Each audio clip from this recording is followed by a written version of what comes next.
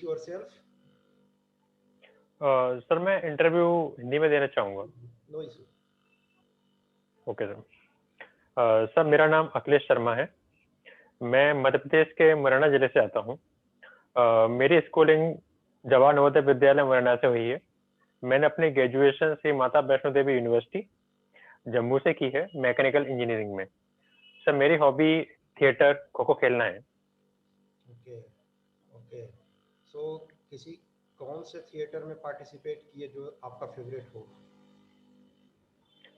Sir मैं mainly college के time पर मैंने मेनली स्ट्रीट प्ले और स्किट में पार्टिसिपेट किया था। गिरीश कर्नाड जी पे कुछ प्रकाश डालेंगे? सर ये बंगाली डायरेक्टर थे हमारे, और जिन्होंने थिएटर के क्षेत्र में इनके कई सारा कंट्रीब्यूशन है। हाल ही में उनकी डेथ हुई थी। ओके ओके, उनका बेस्ट ड्रामा, पार्डन सर? उनका बेस्ट रचना? सर ये मालूम नहीं, सॉरी सर। एक भी नहीं? नहीं सर। चलो कोई इशू नहीं है। और माता वैष्णो देवी आप कॉलेज से पढ़े हुए हो, उसमें से इंजीनियरिंग किए हुए हो, तो आप वैष्णो देवी के ऊपर चढ़ाई किए, वो टेम्पल गए थे चढ़ के? यस, यस सर, 8 बार। 8 बार? वो यस। उसका कारण 8 बार जाने का या कंपटीशन था या फिर जस्ट भक्ति भाव से? नहीं सर, एक्चुअली मेरी कॉलेज से कटरा की डिस्टेंस केवल 8 किलोमीटर थी। हम्म, तो हम वीकेंड्स, हाँ, तो वीकेंड्स पे जब भी हमारा मूड होता था तो हम चले जाते थे। Okay okay. तो यस सर, सर। तो आप जम्मू से पढ़े हैं। जम्मू ऑलमोस्ट हिमालयाज के पास ही है, लेकिन फिर भी वहाँ पर आमतौर पर टेम्परेचर जो है, गर्मी जो है बहुत हाई रहती है। इसके पीछे का रीजन क्या है? सर ऐसे जो मेरी कॉलेज थी वो जम्मू और कटरा के बीच में थी, जो रियासी डिस्ट्रिक्ट में आती है। जम्मू का जो हाइट है सी लेवल से, वो कंपेरेटिवली लो है। भले ही वो J&K को हम एक तरीके से पूरा नाम लेते हैं, पर जम्मू में जो हाइट है तो टेम्परेचर इसलिए उसका ज्यादा रहता है। मतलब जिस तरीके से एक्सपेक्ट करते हैं कि जम्मू कश्मीर ज्यादा हिमालय रीजन होगा, तो पर जम्मू हिमालय रीजन नहीं है। जो प्रॉपर जम्मू सिटी है वो लोअर हाइट्स पर है। इसके अलावा और कोई reason?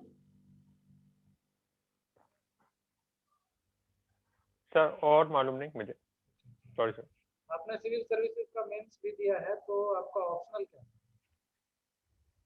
PSIS, political science and international relation. तो अभी जो एग्रेसिव अप्रोच है चाइना का, तो इसमें आपका क्या व्यू है कि ये फ्रूटफुल रहेगा चाइना के लिए या डिजास्टर्स रहेगा, और क्यों? Pardon sir? जो एग्रेसिव अप्रोच है अपने सारे नेबर के साथ या वर्ल्ड वाइड ओवरऑल चाइना का, वो चाइना के लिए बेनिफिशियल रहेगा या डिजास्टर्स रहेगा? आपका इसमें क्या व्यू है और क्यों ऐसा अगर है तो क्यों? सर चाइना का शुरू से ही व्यू एक अग्रेसिव रहा है, स्पेशली सर लैंड बाउंड्री को लेकर। अभी जो चाइना का जितना एरिया है वो उसने कई सारे स्टेट से कब्जा करके, जैसे मंगोलिया है, कजाकिस्तान है, किर्गिस्तान है, तो उसका एरिया रहा है। और सर एक कंट्री का हमेशा से एक ज्यादातर कंट्रियों का एक मकसद होता है कि अपने लैंड फ्रंटियर है उनको एक्सपेंड किया जाए, क्योंकि लैंड फ्रंटियर एक्सपेंड करना कहीं ना कहीं एक ताकत का प्रतीक माना जाता है। तो यदि हम लैंड चाइना के इस पॉलिसी पर बात किया जाए सर, तो मुझे लगता है कि इसके बारे में एक कहना तो जल्दबाजी हुई कि ये बेनिफिशियल रहेगा या डिजास्टर होगा, तो ये तो सब फ्यूचर ही बताएगा। पर एज एज पर चाइना की बात की जाए सर, तो मुझे लगता है कि अभी प्रेजेंट कंटेक्स्ट में कहीं ना कहीं ए वाली पॉलिसी उसकी हेजेमनी डेवलप करने में उसकी सहायता कर रही है। और आपने मैकेनिकल से इंजीनियरिंग किया है, तो स्पेशलाइजेशन यस था? सर, पार्टिकुलर स्पेशलाइजेशन तो मेरी नहीं है, पर इंजन्स में थोड़ा मेरा इंटरेस्ट रहा था जब मैं कॉलेज में था। नहीं, जैसे 7th और 8th सेमेस्टर में जो ऑप्शनल सब्जेक्ट थे वो क्या थे? Pardon sir? 7th और 8th सेमेस्टर में जो ऑप्शनल सब्जेक्ट थे वो क्या थे? ऑप्शनल सर ऐसा था नहीं सर हमारे यहाँ तो। कोई बात नहीं। तो सॉरी सर। उसमें आपने मैन्युफैक्चरिंग प्रोसेसेस पढ़े होंगे। ये सब पढ़ा है पर अभी मैं रिकॉल नहीं कर पा रहा हूँ। कोई बात नहीं, ठीक है। तो आप भिंड मुरैना रीजन से, तो भिंड मुरैना रीजन में जो बेसिक ज्योग्राफिकल इशू है जिसके कारण कि एग्रीकल्चर में मतलब कि प्रोडक्शन बहुत कम है, वो क्या है?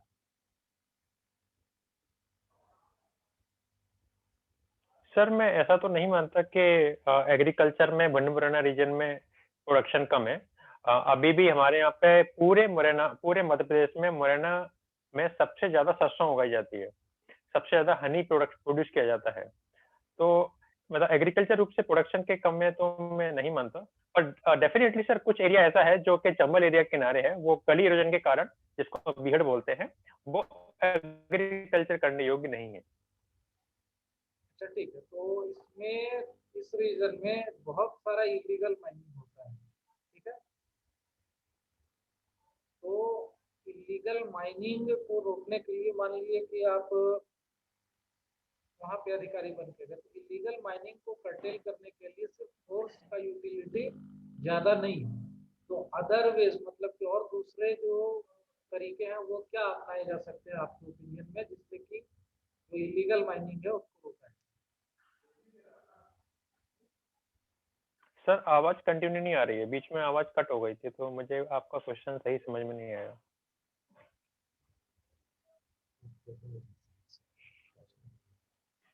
कोई बात नहीं है। जैसे भिंड मुरैना रीजन में बहुत ज़्यादा इलीगल माइनिंग भी होती है, यस तो सर। सिर्फ फोर्स, एप्लीकेशन ऑफ फोर्स से वहाँ पे बहुत सारी कोशिशें की गई इलीगल माइनिंग को रोका नहीं जा सकता। तो अगर आप वहाँ पर एज अ डीएम पोस्ट होते हैं तो आपके पास क्या क्या ऑप्शन रहेगा other than force, application of force, जिससे कि आप इलीगल माइनिंग को रोक सकें? सर मैं पूरा क्वेश्चन तो नहीं समझ पा रहा हूँ आवाज की वजह से, पर थोड़ा सा मैं समझ पा रहा हूँ, इस बेसिस पे मैं आंसर दे रहा हूँ। देखो, इलीगल माइनिंग को रोकने के लिए फोर्स ना यूज करके दूसरे कौन से मेथड यूज करोगे? Okay sir, okay.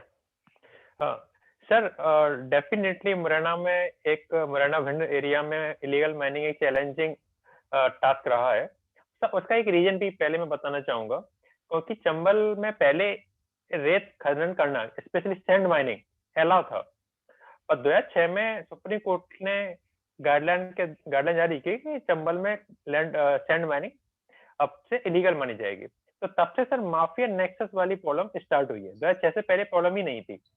उसका सर जो यदि मैं रोकने के लिए बात की जाए सर, तो सर उसका एक रीजन में गलती केवल माफिया की तरफ से नहीं कहना चाहूंगा, यहाँ पर गलती दोनों तरफ से है, एडमिनिस्ट्रेशन की तरफ से भी है और माफिया की तरफ से ही है। यदि एज ए डीएम में पोस्ट होता हूँ, एज अ जो भी मुझे रेस्पॉन्सिबिलिटी दी जाती है, तो सर मेरा ये विकल्प रहेगा, मेरा ये टास्क रहेगा कि मैं उनको ऐसे साधन अवगत मुहैया कराऊं जिससे वो उन्हें इलीगल माइनिंग के लिए न जाना पड़े। जैसे सर हमारे पास इस टाइम पे टेक्नोलॉजी है, जैसे मैन्युफैक्चर्ड सैंड, जिसको हम स्टोन से बना सकते हैं। इसके अलावा सर हम कॉपर स्लैग होता है। इसके अलावा सर जो थर्मल पावर प्लांट से जो गैस निकलती है, वो यूज कर सकते हैं हम। इसके अलावा सर जो हमारा डिमोलिशन और कंस्ट्रक्शन वेस्ट होता है, उसको हम mining as a sand use कर सकते हैं। तो सर इस तरीके के मैं उनको जो विकल्प हैं वो मुहैया कराऊंगा, तो डेफिनेटली उनके पास एक ऑप्शन रहेगा, तो वो इलीगल माइनिंग के लिए नहीं जाएंगे। अच्छा, तो वहाँ पे जो माइनिंग होती है उसमें स्टोन चिप्स भी हैं और भी बहुत सारे मटेरियल हैं, तो इसमें माइनर मिनरल्स माइनिंग एक्ट का अगर प्रॉपर एप्लीकेशन किया जाए तो क्या इसे रोका जा सकता है? ये सर जो एमएमडीआर एक्ट है हमारा, उसमें उसका एप्लीकेशन किया जाए तो उसमें कई सारे लॉ हैं जहां जिनको यदि पूरी तरीके से कड़ाई से इम्प्लीमेंट कराया जाता है तो मतलब है कि कमी की जा सकती है। पता है ग्राउंड लेवल पे अभी भी उतना इफेक्टिव नहीं रहा है ये लॉ। ओके, आपने 10th सीबीएसई से किया, 10th के बाद 12th स्टेट बोर्ड से किया। शिफ्ट होने का कारण, क्योंकि जनरली देखा जाता है सीबीएसई में अधिक मार्क्स मिलते हैं, स्टेट बोर्ड में रिलेटिवली कम, उसका कारण शिफ्ट होने का आपका? Okay sir. सर 10th में मैं सीबीएसई था, तो मैं 10th के बाद मैंने नवोदय छोड़ दिया था। उसका एक बेस रीजन ये था कि सर हम 3 भाई हैं और मेरे बड़े भाई की जॉब लग गई थी और हमारे पिताजी नहीं है फैमिली में, तो बड़े भाई की जॉब घर से बहुत दूर लग गई थी। तो वो एक तरीके जंगल में, फॉरेस्ट में लग गए थे, जो शिवपुर के जंगल बोलते हैं हम मध्य प्रदेश में। तो उनका घर आना जाना रहता नहीं था और बीच वाले भाई मेरे ऑलरेडी बाहर चले गए थे और सबसे नियरेस्ट घर के पास मैं ही था। तो घर की जितनी भी थोड़ी बहुत रेस्पॉन्सिबिलिटी है, सामान लाना, जरूरत पड़ गई तो घर चले जाना। और नवोदय में जहाँ, तो नवोदय में सर आप घर आ जा नहीं सकते, वो रेजिडेंशियल स्कूल है और वहाँ पे प्रॉपर एप्लीकेशन लिखनी पड़ती है और कम से कम 1-2 महीने मुश्किल से एक बार जाने देते हैं वो। तो वो नवोदय से पॉसिबल नहीं हो पा रहा था, इसलिए मैं सर वहाँ से बाहर उड़िया छोड़ दिया। उड़िया आपने कब सीखा? सर 8th तक सीखा था अच्छा, उड़िया, नवोदय में ही। उड़िया जो है एक क्लासिकल लैंग्वेज में से आता है, ठीक है? Yes sir, yes sir. Classical language का डेफिनेशन क्या है? सर क्लासिकल लैंग्वेज वो लैंग्वेज होती है जो बहुत ही पुराने समय से जिनका साक्ष्य रहा है, जिनकी एक लिटरेचर हिस्ट्री रही है। और सर मैं ईयर्स में गलत हो सकता हूँ, पर शायद 1500 साल ऐसा कुछ है कि 1500 साल पुराने जिनका साहित्य मिलता है हमें। तो और जो अभी भी बोली जा रही हैं और जिनका एक बहुत ही रिच कल्चर है, तो ऐसी लैंग्वेज को हम सर क्लासिकल लैंग्वेज बोलते हैं। ओके, फर्स्ट क्लासिकल लैंग्वेज जिसे क्लासिकल लैंग्वेज का दर्जा दिया गया?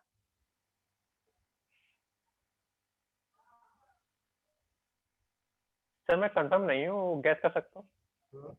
यस, सर शायद Tamil. Okay, correct, you are correct. Okay, तो आप उड़िया जानते हो थोड़ा बहुत, उसके बाद हिंदी जानते हो, तो आपको और कौन सा लैंग्वेज आप जानते हो? English sir. इंग्लिश। तो इन तीनों लैंग्वेज में सबसे फेवरेट आपका? फेवरेट तो सर इंग्लिश है। इंग्लिश। Yes sir. उसके बाद हिंदी में क्यों बोल रहे हो? इसका मतलब है कि आप जो कहते हो वो करते नहीं हो? यस सर, फेवरेट है, पर अभी मैं उतना एक्सप्रेसिव नहीं हूँ, मैं उतना बनना चाहता हूँ। ओके ओके, अभी मैं ट्राई कर रहा हूँ सर इंग्लिश में एक्सप्रेसिव होने का अपने आप को। Yes sir. तो कब तक ये प्रोजेक्ट पार्डन पूरा सर। होगा? Sir with in 1 year. Okay okay, सही है। और आप मध्य प्रदेश से बिलोंग कर रहे हो। मध्य प्रदेश में आजकल जो है पॉलिटिकल इनस्टेबिलिटी बहुत चल रही है, उसके पीछे क्या आपको कारण लगता है?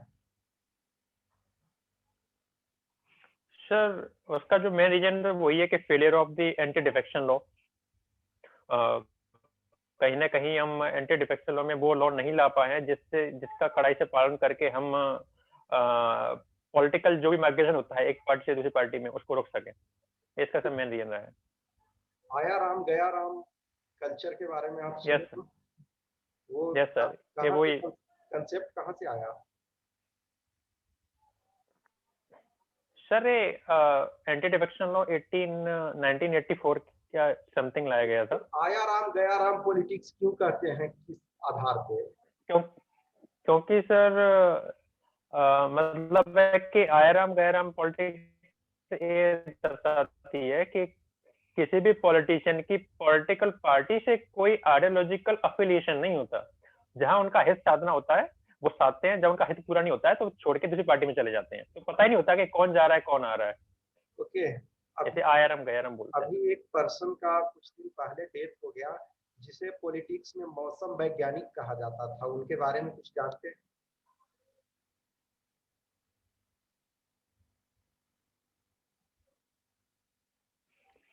पार्डन सर, अच्छा आवाज शायद कट एक बीच में कट हो गई अभी थी। एक पॉलिटिकल पर्सन का डेथ हो गया, जिन्हें पॉलिटिक्स में कहा जाता था कि ही इज मौसम वैज्ञानिक of politics.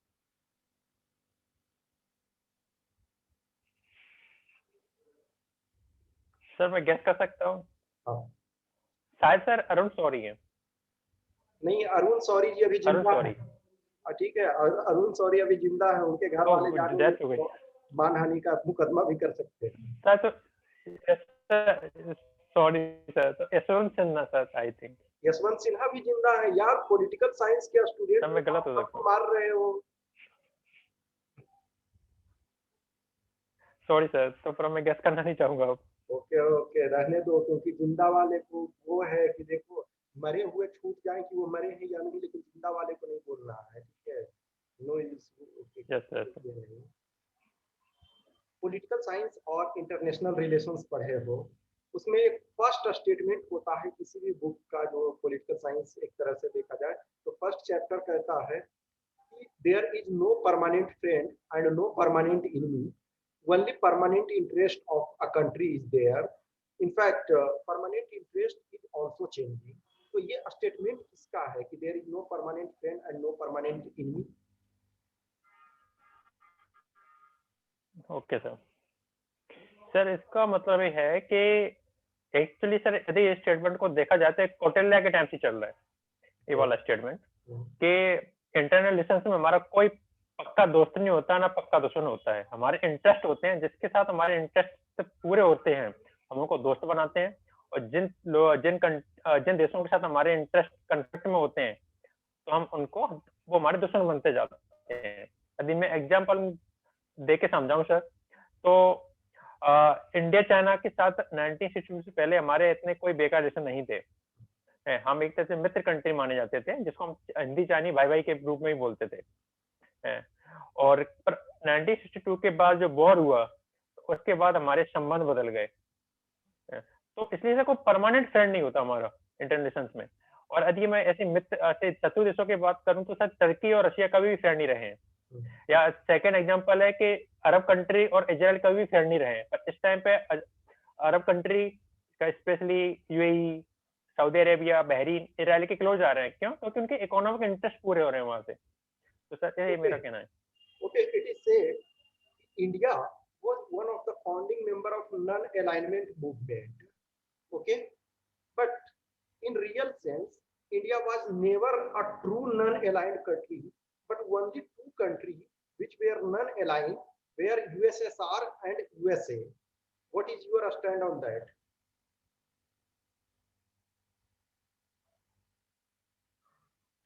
So actually sir, I didn't get Okay. the question correctly. It is There is said, some break in the voice. yeah, India is Yes, founding member of non-alignment movement.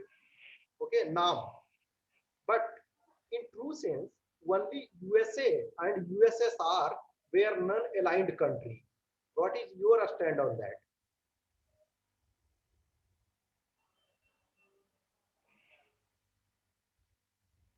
Sir, still I am not getting the question correctly. USA and USSR were in true sense only two non-aligned countries. What is your stand? Non-aligned country. Okay sir. Okay.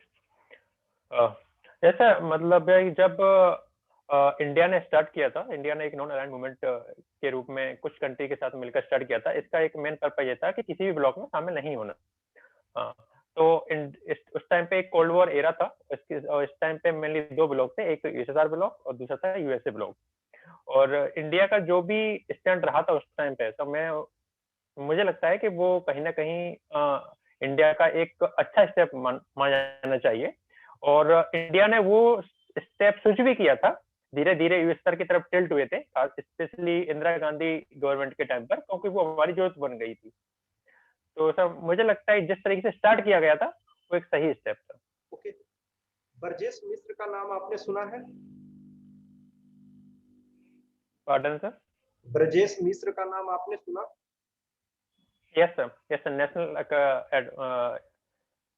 National security adviser हुआ करते थे, India के first national security adviser. International relation में India का के international relation में उनका एक योगदान, बेस्ट योगदान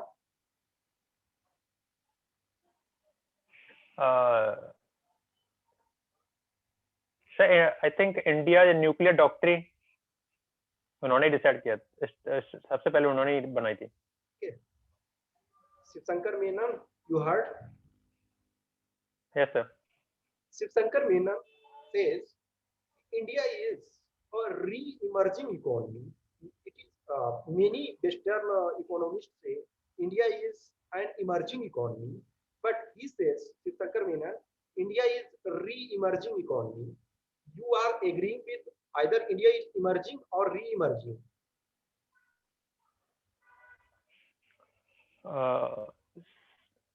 सर यदि इंडियन कंटेक्स्ट में ऐसे देखा जाए तो इंडिया कोई शुरू से गरीब कंट्री नहीं रही है, तो उन्होंने क्योंकि एज ए इंडियन होते हुए उन्होंने, क्योंकि यदि वो इमर्जिंग बात करते हैं तो हमें ये लगता है कि हम शुरू में गरीब रहे थे, तो ये वेस्टर्न स्कॉलर्स हैं वो हमें इमर्जिंग कंट्री बोलते हैं, पर being a Indian we are proud Indian, तो हमेशा ये होता है कि हम री इमर्ज कर रहे हैं क्योंकि हम ऑलरेडी बहुत ही रिच कल्चर और इकोनॉमिकली बहुत ही कंसोलिडेटेड कंट्री रहे हैं।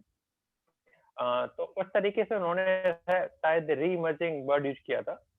और रही ऐसे रिसोर्सेज की बात, तो हमारी जो पॉलिसी रही है 1991 से पहले कुछ फेलियर रहे थे। 91 के बाद जो हमने न्यू लिबरलाइजेशन पॉलिसी को अडॉप्ट किया था, उसके बाद हम जो हमारी इकोनॉमिक ग्रोथ में गति आई थी, तो हम एक ऐसा नहीं है कि हम शुरू से एक रेशियो से मतलब एक ग्राफ में धीरे धीरे बढ़ रहे थे, कुछ फ्लक्चुएशन आए, इसलिए हम कह सकते हैं कि हम री इमर्जिंग इकोनॉमी रहे हैं। There are law and order is a state subject.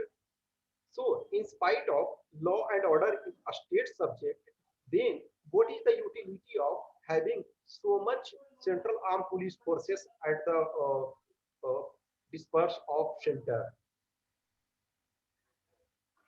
So definitely law and order is a state subject, but in Article 355 it has been written that whenever there is a problem of external aggression or internal disturbance, it is the duty of the center to send the armed forces to protect the state. So this is the main reason. Okay, so it's better now. We should strengthen a state in place of having so much central armed police forces. Why we are sending central armed police forces? Because the states are not able. So why should we not spend much money from a state side so that people can be able to handle the situation better because they are local people? Yes, sir. और sir CAPF का कोई एक mandate नहीं है, this is one of the mandate to protect the state whenever there is any emergency. और sir रही बात invest करने का, तो सर क्योंकि कई बार ऐसा पहलू सामने आता है जहां पर इंटरनल डिस्टर्बेंस स्टेट में हो रहा है, पर कहीं ना कभी कभार पॉलिटिकल बेनिफिट्स के लिए सेंटर पार्टी और स्टेट पार्टी दोनों कन्फ्रंटेशन में आ जाती हैं। तो यदि हम स्टेट को ही वहां पर पूरी फुल रेस्पॉन्सिबिलिटी देते हैं, सीपीएफ को यदि वहां पर अलाउ नहीं करते हैं, तो हो सकता है कि उस स्टेट में कुछ ऐसे डिसीजन ले लिए जाएं क्योंकि वहां पर सेंटर कंट्रोल नहीं रहेगा, तो वहां के लोगों को ऐसे राइट्स के टाइम पर किसी इंटरनल डिस्टर्बेंस के कारण कम्युनल हार्मनी जो बिगड़ जाती है उस टाइम पर, तो वहां पर सर सेंट्रल में सबसे हैंड होना जरूरी है, जिससे कि पूरे देश के हित में वो काम किया जाए, न कि किसी पॉलिटिकल पार्टी के या किसी रीजनल बेनिफिट के लिए। और सीपीएफ का सर कोई एक फिक्स मैंडेट केवल अकेले मैंडेट नहीं है, बहुत सारे मैंडेट हैं, तो हम सीपीएफ को एक कह के नहीं मना कर सकते कि केवल पॉलिसी तक ही सीपीएफ सीमित है। ओके, केशवानंद भारती जी का इस बार डेथ हो गया, ठीक है, और कहीं ना कहीं बेसिक स्ट्रक्चर में उनका अहम योगदान है। तो आप एसआर बोम्मई केस का नाम सुने हो? Pardon sir? SR Bommai case? Yes sir. SR Bommai case में किस वर्ड को बेसिक स्ट्रक्चर में ऐड किया गया? सर फेडरलिज्म को। Federalism? Yes sir. Okay, check कर लेना, ठीक है। Okay sir. तो हमारे यहाँ सेंटर जो है रिलेटिवली स्ट्रॉन्गर है स्टेट्स की तुलना में, ये कंसेप्ट हमने कहाँ से लिया? सर कनाडा से। ओके, इंडिया में जो है बहुत सारे यूनियन टेरिटरी हैं। इनफैक्ट यूनियन टेरिटरी में अभी कुछ दो को मर्ज किया गया, फिर वन स्टेट को बाइफरकेट किया गया। Then what is the utility of union territory? Sir union territory कुछ वो एरिया हैं जो कि पहले कई सारे रीजन रहे हैं सर, कुछ यूनिटरी इसलिए यूनिटरी है क्योंकि वहां पर एक अलग ही कल्चर थी, क्योंकि वो किसी कॉलोनियल पावर के द्वारा पहले से गवर्न थे, जैसे पौंडीचेरी फ्रांस उनके द्वारा। सेकंड रीजन ये भी रहा है कि उनकी पॉपुलेशन बहुत कम है कुछ एरियाज की। थर्ड रीजन ये भी रहा है कि वहां पर सेंट्रल कंट्रोल होना बहुत जरूरी है। तो सर इन फैक्टर को देखते हुए यूनियन टेरिटरी हमारे बनाए जाते हैं। बीजेपी के इलेक्शन मैनिफेस्टो में देखोगे कि 3 इश्यूज थे, एक राम मंदिर, आर्टिकल 370 और तीसरा यूनिफॉर्म सिविल कोड। क्या आपको लगता है इंडिया इस स्टेज में पहुंच गया है जहां हम यूनिफॉर्म सिविल कोड लागू कर सकते हैं?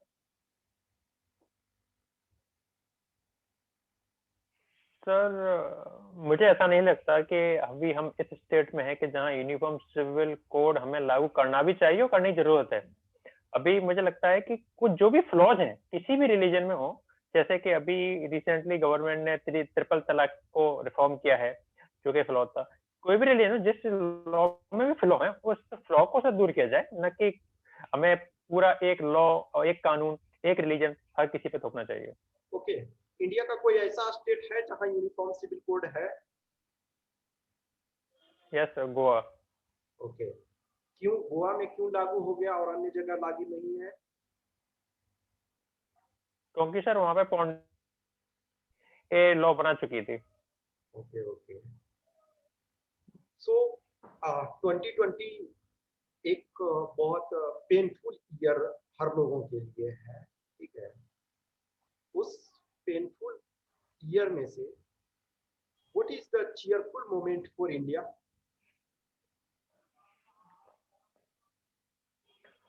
सर चेयरफुल मूवमेंट के रूप में देखा जाए तो पहला सर है कि अभी इन्वायरमेंट की कंडीशन, नेचुरल जो नेचुरल इन्वायरमेंट में जो एक डेवलपमेंट देखा गया है, तो वो बहुत अच्छा है।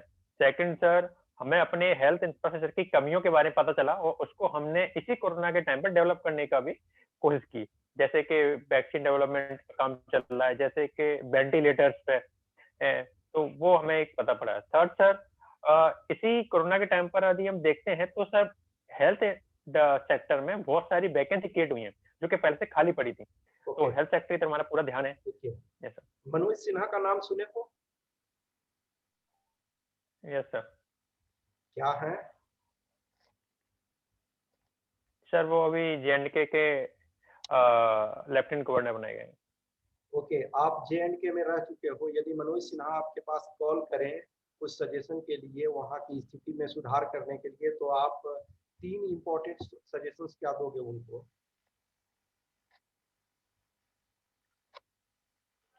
सर पहला दूंगा कि वहां पर कनेक्टिविटी बहुत जल्दी डेवलप की जाए, क्योंकि मेरा ये मानना है कि वहां पे कनेक्टिविटी कारण ये सब मिलिटेंसी और कहीं ये बहुत बड़ा रीजन है, कोई कनेक्टिविटी आज तक नहीं हो पाई है। जम्मू से कश्मीर आने में भी 8 घंटे लगते हैं। तो पहला सर कनेक्टिविटी अच्छे से बनाई जाए, रेल और रोड दोनों कनेक्टिविटी। सेकंड सर, वहाँ पे इकोनॉमिक कंडीशन डेवलप की जाए जिससे बच्चों को रोजगार मिले, क्योंकि वहां पर सर 5-5 6 साल में एक बार वैकेंसी आती है। ऐसा है कि वैकेंसी 5 साल में एक बार आती है, तो जो बहुत सारे बच्चों की उम्र ही निकल जाती है। सेकंड ये था। थर्ड सर ये रहूंगा कि वहाँ पर टूरिज्म सेक्टर है, तो टूरिज्म सेक्टर को वहाँ पे इकोनॉमिक डेवलपमेंट में यूज किया जाए, क्योंकि बहुत सारे लोग जाते ही नहीं है वहाँ पर, ये सोच के कि पूरे जे&के में टेररिज्म फैला हुआ है। ये 3 मेरे मुख्य सुझाव रहेंगे उनको। ओके,